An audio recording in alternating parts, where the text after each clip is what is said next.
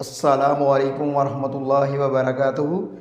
This is Muhammad Irfan Kasuri advocate from قصور پاکستان. ہمارا آج کا ٹاپک ہے صبر اور شکر.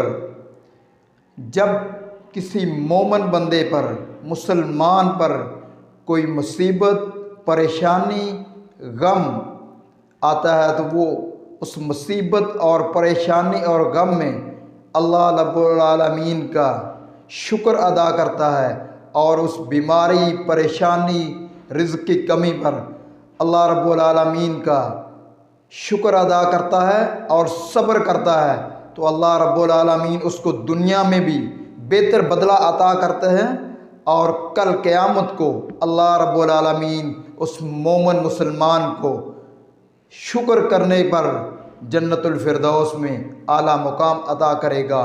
اس لیے جب بھی کسی مسلمان پر کوئی پریشانی، مصیبت یا غم آئے تو شکر کرے اور صبر کرے. اللہ رب العالمین صبر کرنے کی وجہ سے اس کو بہتر عطا کرے گا. جزاکم اللہ خیر.